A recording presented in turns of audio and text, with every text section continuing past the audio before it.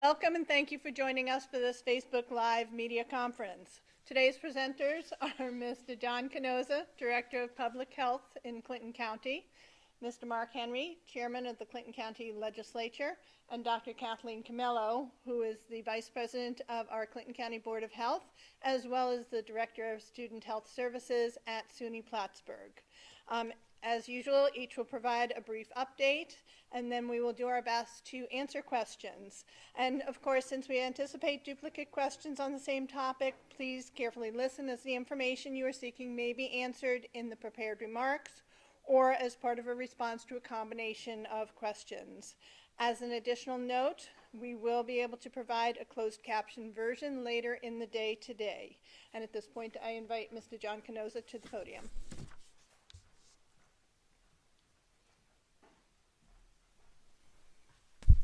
Thank you, Karen. Good morning, everybody. First, I'd like to start out with an update of the numbers, as I always do. At this particular hour on Friday, April 17th, I can tell you we have 51 lab-confirmed COVID-19 positive cases in Clinton County. That's up 2 more from yesterday morning. From Saturday, 4/11 to through 4/13, 4 Clinton County residents who work in Vermont and also tested positive for Vermont were identified. So those are our residents. They count towards our 51. 37 of the 51 have recovered. Those are the lab confirmed positive cases that we have. Total tested in Clinton County is 468. And as most of you know, we have had 3 deaths related to COVID. 1 new lab confirmed positive case on 4/12, that was our newest case. 1 previous probable case death on 4/11, along with the first passing of a person on 4/10, 2020. Thus far, you also know that we're doing suspect cases. We're documenting those. These are people that are primarily at home, convalescing, getting better. We always hope. We have 42 suspect cases. 32 of the 42 suspect cases have recovered to date, which is that's another good number. Now, each day and each Friday, we talk here at these press conferences about numbers. I want to emphasize that what we are really talking about here is lives. Lives interrupted, disrupted, altered by the illness, and unfortunately, lives lost. Each protective and preventive measure that we take in the community is a step to minimize permanent disruption, protect against illness, and save lives. It hasn't been easy.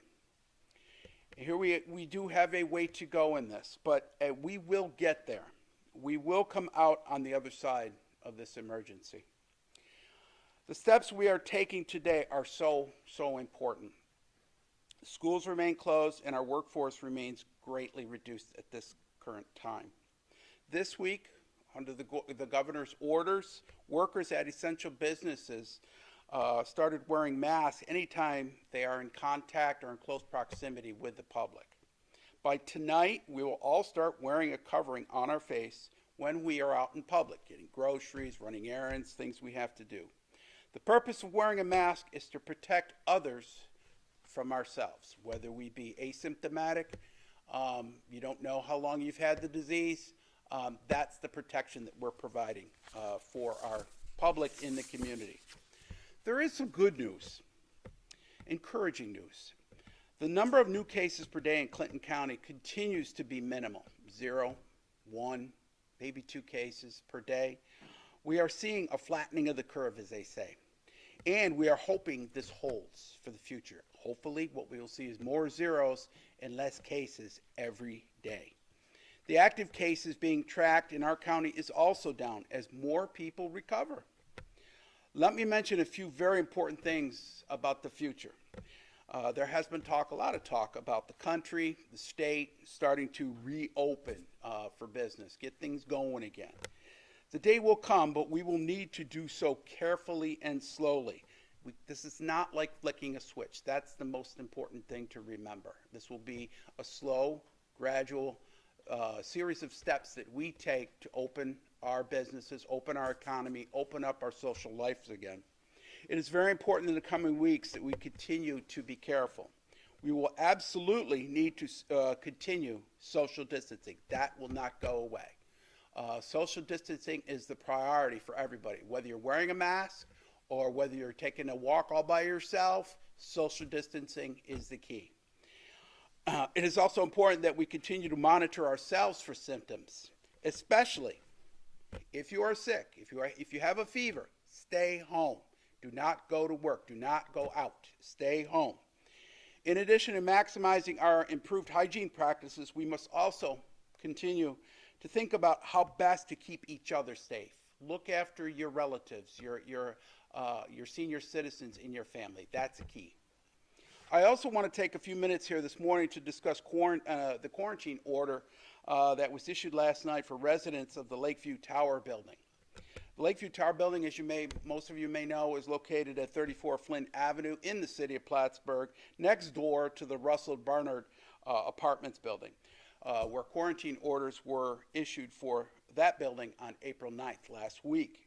Representatives last night from the Health Department, Sheriff's Department, worked with Plattsburgh Housing Authority personnel to notify the tenants in the Lakeview Towers building in person, each of them by person. Teams went door to door to explain the quarantine order and let each of the residents know that county departments and community-based organizations will be available to assist them throughout the quarantine period, 14 days.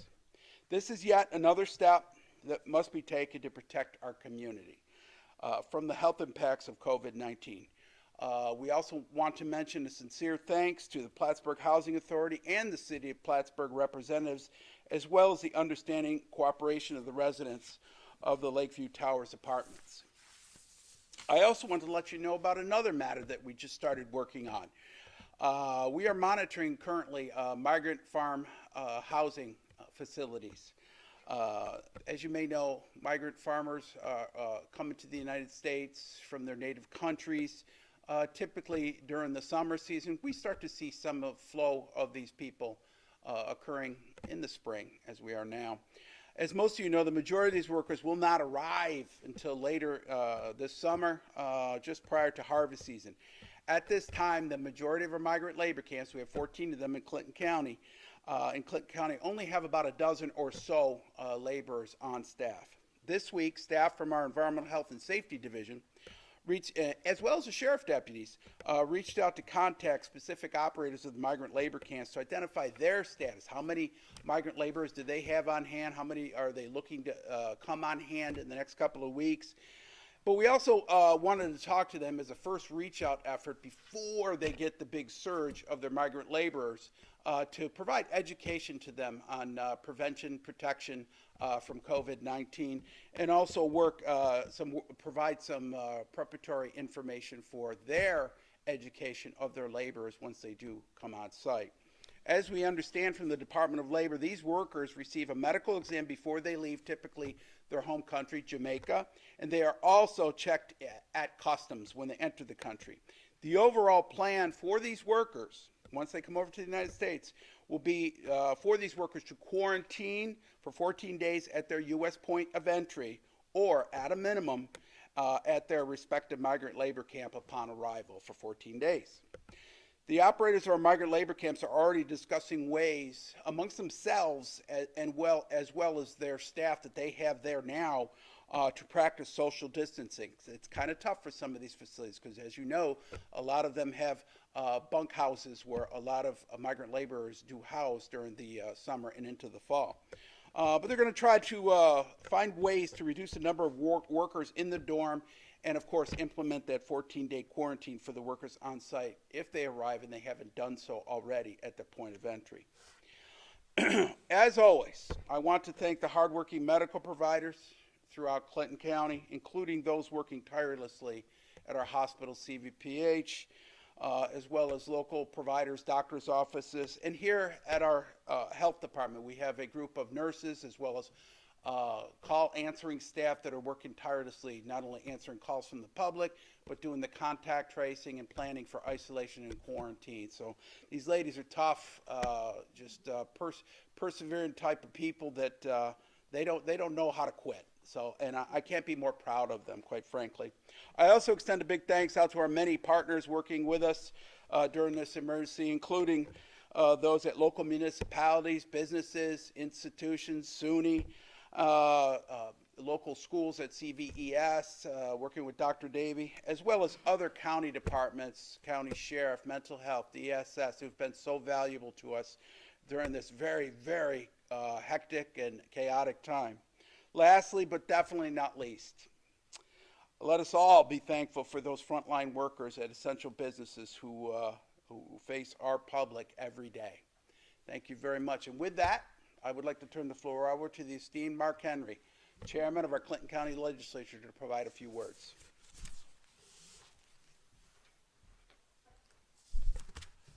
Thank you, John. Good morning, everyone. My remarks today won't be about statistics, face covering, or curve flattening. I will leave that to the experts that are here today. John did a very good job on that. And I will also leave it to the subsequent media releases that we do. I thought I would speak to you today about our communities, what I have observed regarding the great strength, grit, and determination of our North Country people. When we were young, we generally learned from our moms that in the world there were givers and takers, and that it was always better to be a giver. The insidious virus we are facing now is a taker. It has taken lives. It has deprived people of good health. It has taken peace of mind, leaving some afraid and others apprehensive. It has separated parents from their children and grandchildren. It is harming our economy, forcing the closure of businesses and people out of their jobs. It has required the closure of our schools, our parks, and our places of worship. The list of calamities is long and encompassing. It seems as if every part of our lives has been affected. Much certainly has changed. Some things permanently. Others, we hope, only temporarily. That is indeed the dark legacy of this taker virus. But it shall not be our legacy. We in the North Country are determined, optimistic people. Ours shall be a legacy of hope and giving. We search for ways to defeat this virus. Time will help. Science may find an answer. Staying home, washing our hands, maintaining social distancing, and wearing a face covering out in public will certainly help to defeat it too. But I also believe that the many givers in our North Country region have already done much to alleviate this crisis and will continue to do so. The givers are the people in our lives who we all know. Many of them are you. The doctors and nurses and hospital employees who go to work every day trying to help. Our local EMS and firefighters who are responding to calls, even as we speak here today. The employees in government, ensuring that we can still get the critical services we all need. The grocery stores and the employees who ensure we can get the food we need.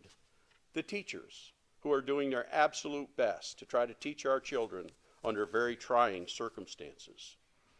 The school administrators who are working to not only keep their schools presently functioning, but are worried about the future of those schools. The law enforcement officer, the corrections officers, and the dispatchers who are working to keep us all safe. The folks who are making face masks and donating them to others. You don't have to be a high-profile critical position to be a giver. The givers are the young grandchildren who ride their bikes down to their grandparents' house to wave at them through the window and leave chalk drawings of love and support in their driveways. It is the mom at home who is doing everything she can to keep her family healthy and safe. It is the neighbor who is looking after the folks in the neighborhood who can't or shouldn't go out, checking up on them and going to the store for them. But no matter the type of work, just going to work itself can be stressful on everyone. Yet, you continue to do so. These issues strike close to home for all of us. My son Michael and his co-workers work diligently to ensure that everyone who works in their building or has essential business to conduct there are as safe as they can possibly make it. My nephew Andy works for FedEx and is on the job every day, delivering everything from critical medicine to groceries, so people don't have to leave their homes and they can be safe. Just the fact that they are going to work causes their mothers to worry every night for their health and safety, as I am sure you all do for members of your own family. Yet, even under this additional burden of daily stress, North Country people continue to give of their time, talent, and treasure. With such conviction and with these North Country values, how can we not persevere? We will get through this very stressful time. I have always admired Winston Churchill. I think his leadership of war-torn Britain during World War II is something to be studied. He was an elegant and gifted author and writer. There is a quote of his that I am sure many of you know. During the dark early days of World War II, when British troops had finally won their first battle, after a string of crushing defeats, Churchill announced to the House of Commons the importance of the victory, but he also added this: "This is not the end. It is not even the beginning of the end. But it is perhaps the end of the beginning." While no one can tell us yet when the end of our current trials will be, I am hopeful that we are about to turn the corner, and perhaps we too are at the end of the beginning.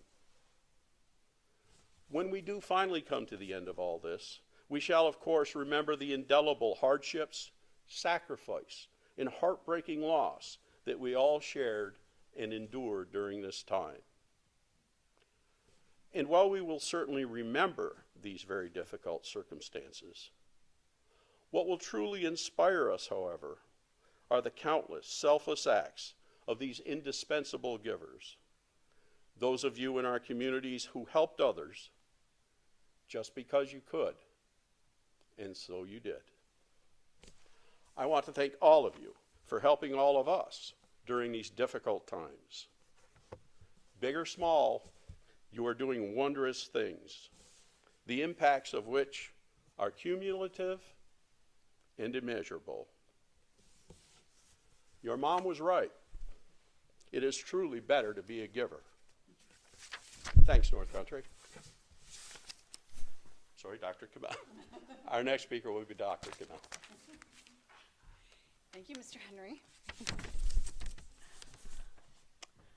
Although the college remains open, most employees are not coming to work here, and most students are at their permanent homes.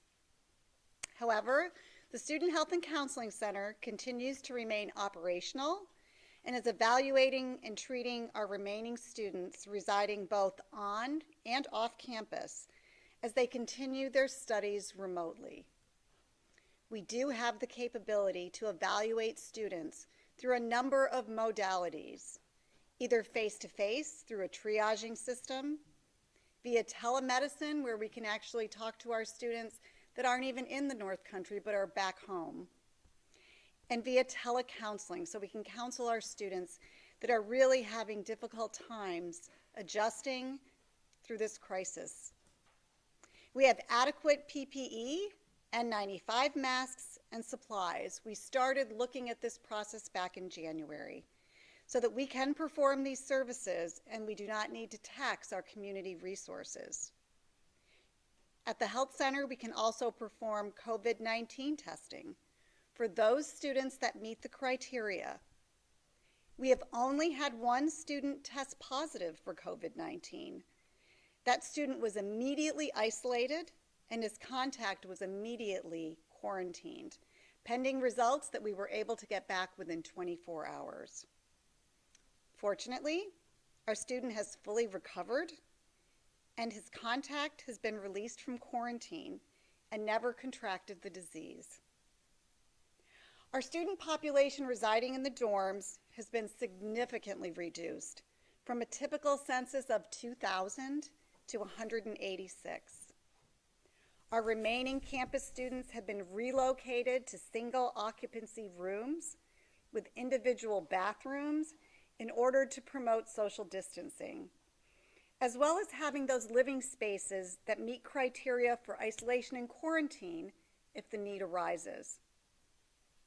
Our president, Alexander Agnetti, has continued to stress social distancing practices among our campus community.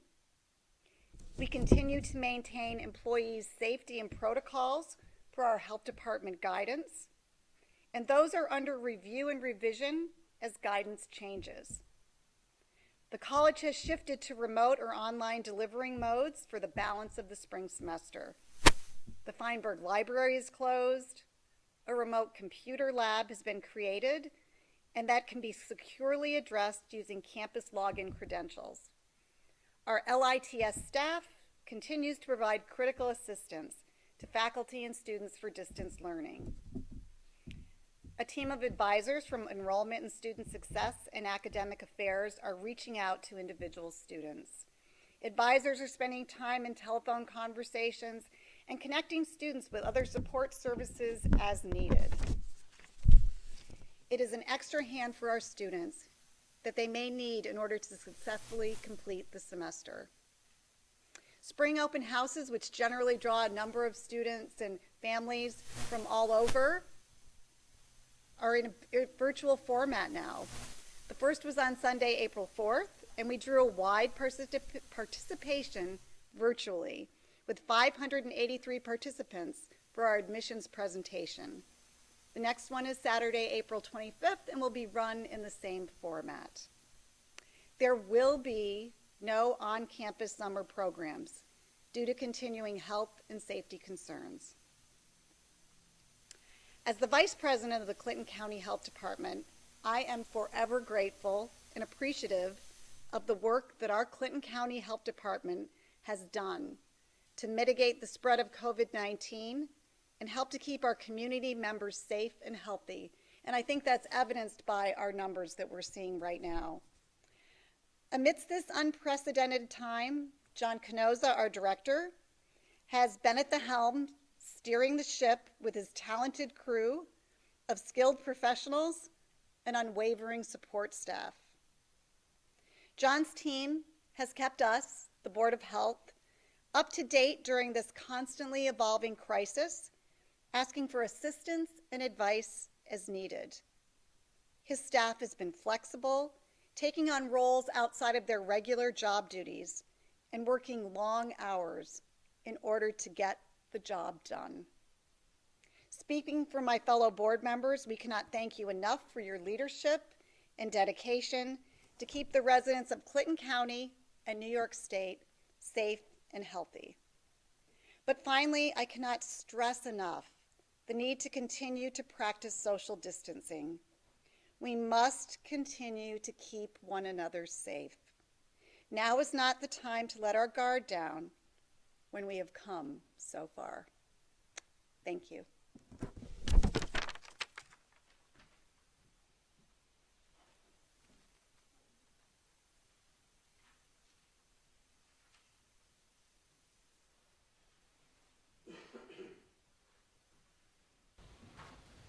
So we just have a couple of questions that came in.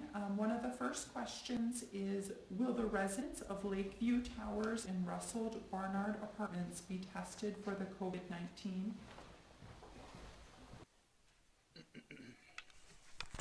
Regarding the question for Russell Barnard Apartments and the residents that live there for testing, anyone who needs hospital care will get tested. That is the direction and the plans that the hospital has right now. Anybody that is brought into the hospital in critical or near critical care will get tested. Otherwise, the action that a person would need to take is the same, regardless of the test results. Everyone must remain in their homes and maintain physical distancing, regardless of whether or not they are infected or doing well. If you are sick, this will prevent spreading to others. And if you are not sick, this will prevent you from becoming sick. Otherwise, there is no specific treatment for this, regardless of the test results. Testing, as reiterated by Dr. Rietzema at the hospital, testing is not treatment. So again, the answer for this question is stay home. If you require critical care, if your symptoms develop such that you are really not doing well, definitely call 911. There are multiple questions from people asking, do you think our schools will reopen, wanting to know when small retail businesses will be able to reopen, other questions, wanting to know when the hospital will be open for visitors. So I don't know if you can address that at all. I think so. We'll start with the reopening of schools. I'm in contact with Dr. Davey, Champlain Valley Educational Services. I'm talking with him just about every other day at a minimum. We're looking at having him come and give a presentation at this press conference next Friday to talk about that as we move closer to perhaps opening of schools. The opening of schools is a very delicate matter. We definitely do not want to risk ramping up COVID-19 infections in our county. Of course, schools, got a lot of kids around. Bringing them all into one place like that is not the best, but the superintendents, trust me, the superintendents and Dr. Davey are all on top of this matter, and they're looking to their higher-ups from State Education Department to give some guidance on this. But I know they're all talking about this right now. Everything about this is just like everything that we've done on COVID, day to day, week to week. Can't jump too far ahead, because the minute you look forward to something, you get hit with something that's not so good for what you're trying to do. But then again, you got to plan for the future. So we're kind of like in that fine line right now for that. Businesses, as I recall from last night's news, the president is coming through with different phases for reopening the country. And I know the governor of New York State, Governor Cuomo, is also talking in that direction. And I know for sure, CVPH, great partner, they're doing so well up there. We meet with them weekly, talk to them daily. They are also deliberating this fact when they can open up their other services that they provide at their hospital. Thank you. One more question for you, John. Did anyone test positive at Lakeview Towers, or is the quarantine precautionary? That we had yesterday. As of yesterday morning, we did have a total of 49 positive cases. We got one right about 12:30, 1 o'clock in the afternoon yesterday, and that was the case that tripped us into needing to move forward with the quarantine for that building. So that person did test positive for that. So yes. And then, of course, we had another confirmed positive elsewhere in the county earlier, late last night, earlier this morning. So yeah, someone did test positive there. And as I recall, we did have one prior pre-existing case of a positive there. So.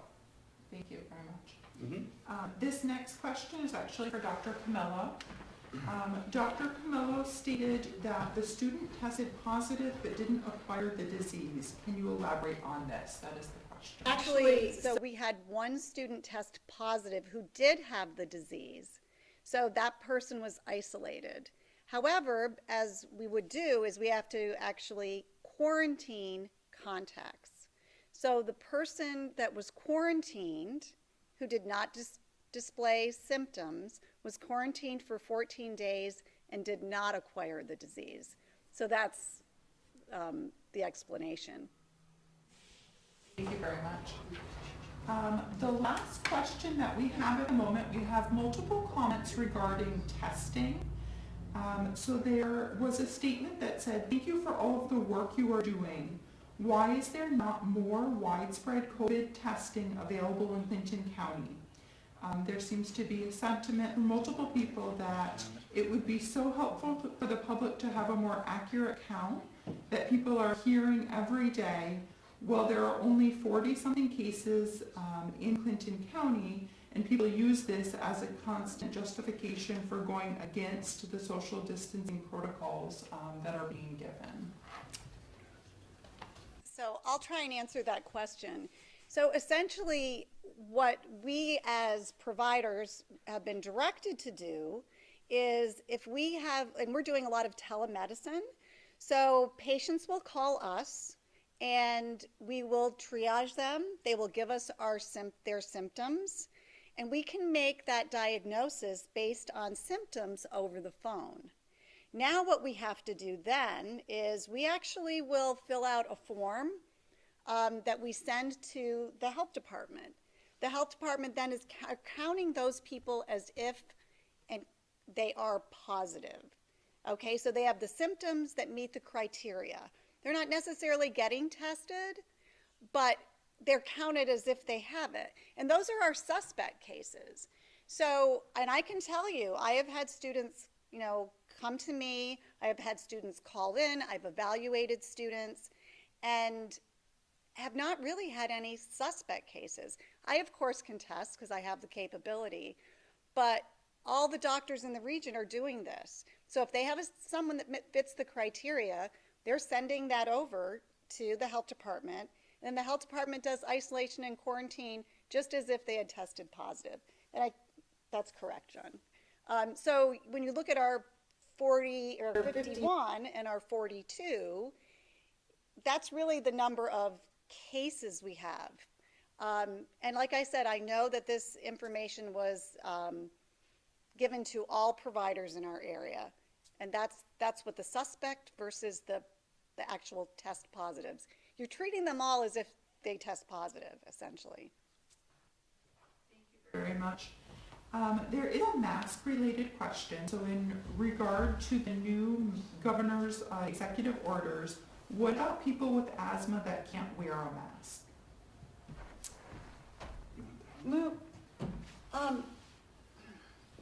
So interesting. Some interesting data that's really just come out is some people with asthma, actually it's not a big risk factor for having the disease or if they get the disease. Asthma, and this was just came out in a Journal Watch, that they're finding that people with asthma aren't faring worse than the regular population. Wearing one of those cloth masks, I mean, it really does depend on how bad your asthma is, or if you're well controlled. So it's tough. You guess you then really have to consider, finding other ways to social distance. But wearing a cloth mask can be a little bit uncomfortable, but it still is a good way to not, spread the disease.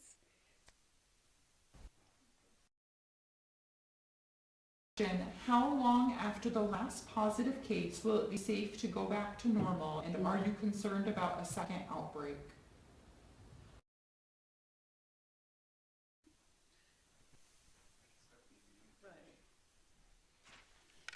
Could you repeat the question again? I want to get it right. The last positive case, will it be safe to go back to normal, and are you concerned about a second outbreak? Start with the second outbreak. Absolutely, we are concerned about a second outbreak. Whether it happens from lack of social distancing, certainly we don't want to have that.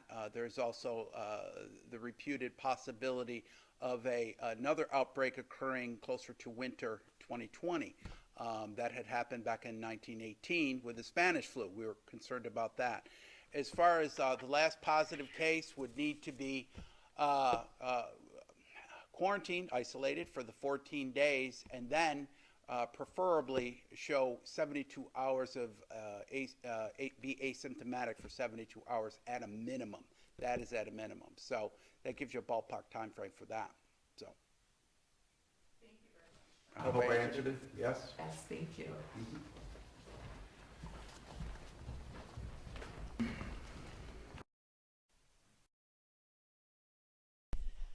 Thank you for joining us today. That was our last question that we will be answering from the questions that we received on Facebook and through our website. As always, if you have other questions, you can continue to ask those of us. We hope that this was informational for you and that it answered many of the questions that you have. Thank you.